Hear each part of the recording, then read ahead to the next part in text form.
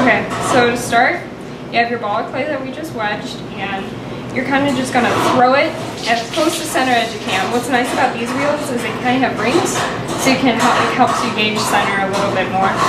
You can also use bats, which are basically circles like this. And you put little screws in and they sit on top, and that's really helpful when you want to just keep going. Switching them out. But I prefer to just throw directly on the wheel head because I have a little more control. My bats always wiggle around and makes a bunch of sound. It ticks me off as I'm doing it. So you just smack it as close to center as you can, and you try to move it, hit it down a little. One of the most important things with throwing is to always make sure. Oh, I think this is switched wrong. Oh, it's forward. It should be. It looks backwards. We're going to see if I can center, because if I can't, you'll know. So it's different forwards and reverse for left and right hand. Yeah, that's wrong. So let's reverse. There we go. And there you go. So now what I'm doing is I'm going to center the clay. And that's really important to get everything perfectly symmetrical. It won't be weighted different. So what I'm doing is you make sure that your clay is always a little bit wet. Because if you ever start feeling heat or friction, or you start sticking to the clay, you know it's not wet enough. And it's actually going to throw it off center, which is the exact opposite of what you want to be doing. So with my left hand, because I'm right-handed, I'm going to be pushing away from me in front, like that, pushing towards that way. With my right hand, because I'm not strong enough, I put my hand in a fist, usually. Some people can just simply go like this and push it down, but I have small arms, and you learn different ways to kind of combat your weaknesses, and that's really just a learning process. It takes time to do that, but you do both of those things at the exact same time, and it's actually easier to center with your wheel at a higher speed, which when you're new to this, it's kind of, you'd think it'd be the opposite. You think you'd want to be a little slower, but that's actually, you find out with some time that it's easier to go faster. Now, I don't normally do this often, but a way you can center is to cone up, and you hug, you give the clay a little hand hug, and you push together with your hands, and you kind of bring it up. And really, it's exactly how it sounds. It's make it into a cone, and it goes up. I like to clean my hands off sometimes. Some people throw really, really dirty. And when you first start, I was the filthiest person you could have ever met. I was covered in clay from head to toe by the time I left, and it took me a half an hour just to clean the little tray around it. So then you can put your hand back to the side and push it down. It'll actually help you get right to center almost immediately. Now, this is really important because if your piece is off center, it's really going to throw off the rest of the process. So it seems a little time consuming and maybe a waste of time, but it's really not, because this is really such a big step in the process.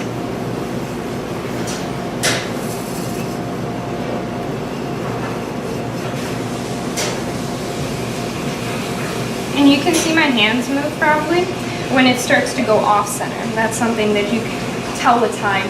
It's really more of a feel where you can see, but a lot of teachers actually ask their students to put blindfolds over their eyes and throw completely blind, because then you have to rely completely on feel.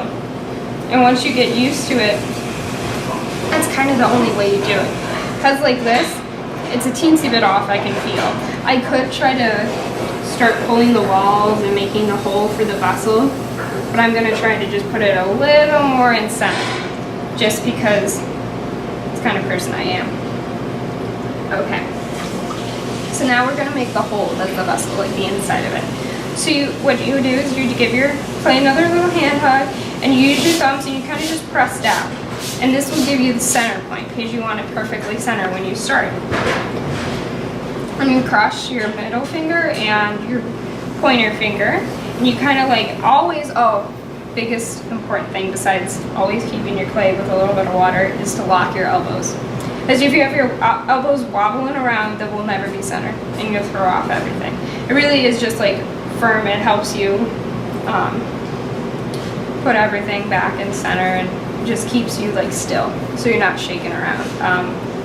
Most girls, they say women should lock it in their hip bone. Guys usually do like the upper thigh. But really, I've seen both ways.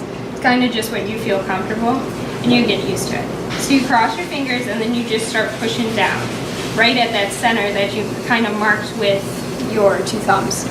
And you'll actually feel your two fingers being sucked into the clay because of the spinning motion of the wheel. And it's a weird feeling because you don't expect it at first, but then it's really good.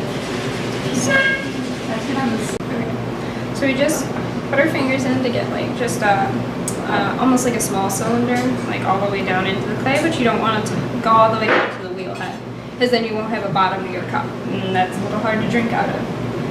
Anyway, so after that, you use the same crossed fingers, and you're going to like curve them like this and kind of pull towards you, because that will give you a flat base.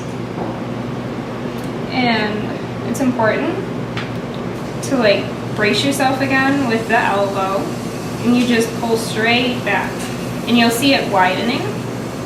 And your goal is to widen it enough, but to try to keep it center as much as you can.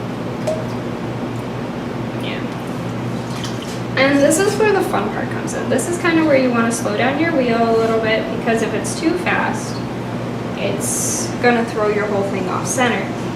And that's the last thing you want to happen. So now you kind of have like a grip.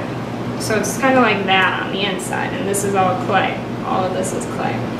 And what you're going to do is you're actually going to start pulling up the walls. And you pull them up from each side, and this chunk of clay will begin to be thinned out. And it will gain height as you do that. It's important to not have it too wet, but wet enough. And you want to slow down your wheel to make it center. So what you're going to do is my teacher, Professor Christine Rabinold, told us to do like the crab claw method. And you go up like this, and you put even pressure on both sides, and you start to pull towards your left shoulder. So that way, if you're just pulling up straight, the wheel is going to throw you out.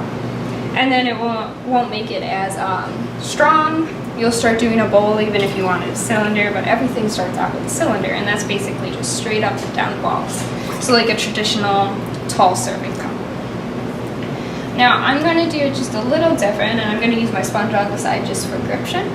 And I'm going to do it just a little different than the traditional crab claw, just because with time I've kind of developed my own method, which almost every artist does. And so then it's still that even pressure on both sides, and you'll begin to see like a ring on the top where my finger is on the other side, and you start to flatten down. Now you probably saw it rise a little and that it kind of got off center. That happens a lot with this kind of method, especially when you have a ripped sponge. That doesn't exactly help out anything so good. So it's not the quickest process, but you do see that some people can like pull a ball in one single swipe. That's kind of hard to do, especially with this clay. It's being pretty sassy.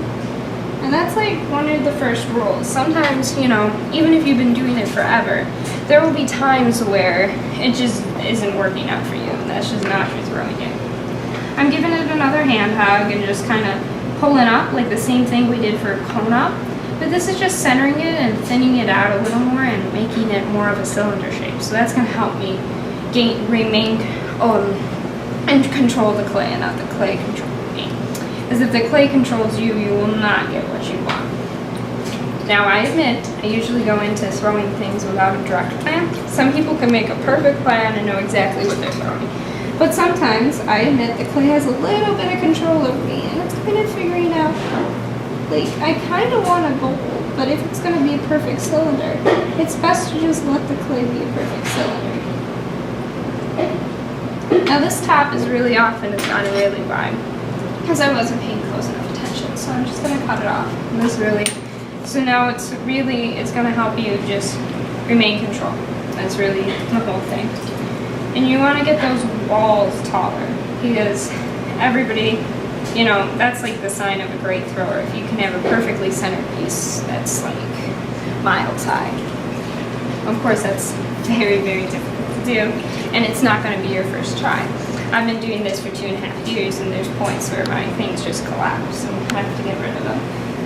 You know, it's really that balance of patience, but also doing it quick enough. Because if your clay gets too wet, the walls are just going to fall right down.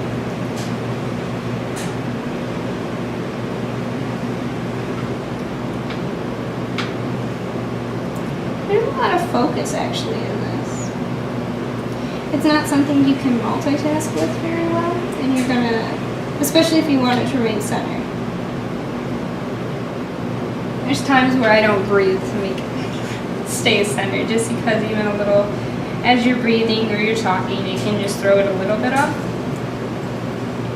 That's just another skill that comes with time, being able to like not just completely focus, but also multitask and talking or thinking besides the clay. But it's kind of like when you first start, you kind of have to like just always talk to yourself like elbow lock, elbow lock, elbow lock, elbow lock, and then like towards your left shoulder, left shoulder, left shoulder.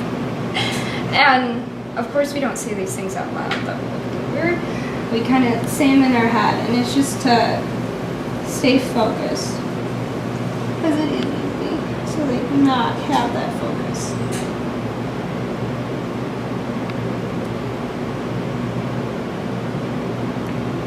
Hopefully you were able to see with each pull I got, that it kind of got just a little bit taller every time. That's the goal, and you're taking some of that clay and really just making it thinner and thinner and raising it and raising it. So basically what I'm doing is I'm using what is called a rib. This is a rib, and it can help you flatten your sides, create shapes or curves in your bowls or your cylinder, and it kind of just, it's like an extra helping hand. It's like a sponge. It can really help you grip the clay and make it thinner. Apologize for being off center. It's kind of towards the top. It's off center. It's kind of, that's the basis of throwing. And so this is kind of like this cylinder shape. I can show you a bowl just to show how one simple cylinder can be a bunch of different things. This could turn into a vase easily if you started to push it in like this and keep pushing that in. You'll probably start to see like a vase form, or doing almost like a neck, how it's coming in, and you can do that. Or you can make this vase, half cylinder, now into a bowl if you're careful. And you kind of do that same thing, and you just pull towards your upper shoulder instead, so you start getting, so you start getting that shape, the bowl shape. Now this would be an insanely tall bowl, so I'm just going to cut it down again like I did before, especially since the top's getting a little off center. And then we'll make a shorter bowl, and that helps you gain control. Of course, once you get better at it, you can start making taller bowls. And remember to always lock your elbow. This elbow is locked into my side, even though it might not look like it. And my other elbow on the other side, this elbow, it's locked into my like thigh and on my leg, so that it doesn't keep moving. And you'll see that the ball, as you go up, it starts getting wider and wider, and you start getting that bowl shape.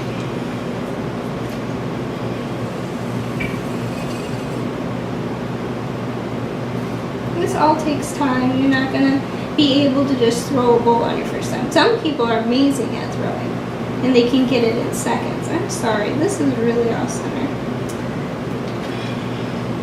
If this was something that I was going to save, I'd probably do something a little more artistic and make it like really weird or something, or I would just try again, because it's this little bit off center is gonna, at this point in time, like before, I was so happy with a bowl that looked anything like this because it could actually hold something in it and didn't have a giant hole in the bottom or was ripped to shreds.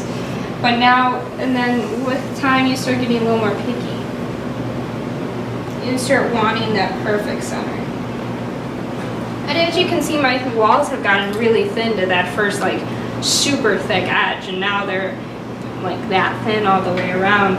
And you can see that it's a little off center from the rim. When I put my sponge in, it's going to help a little to bring it back a little bit to center, but it's still going to remain that off center just because I threw it off center from the beginning centering. And that's okay. It can add character to your bowl, or you can, you know, reclaim this clay and try again completely and try to get a centered bowl. it's all depending on what you want to do. So then once I'm done, I actually cut it off the wheel head with my wire tool. And you know, some of these things are appropriately named. This one's a needle tool, this one's a loop tool, this one's a wire tool. We weren't that original on the names of the tools. But I do it while the wheel is moving. And you kind of just slice down, keep it in close. And that will actually help you. And then, if lucky enough, it might bend a little because it's still wet, but you can just pick it off and let it dry a little. And then you'll trim the bottom because you don't want the bottom of the wool to be too thick. As if it's too thick, there's another chance it will explode in the kiln. It can only be about an inch. And you can add feet this way to your bottom of the bowl, a little more like individual touches.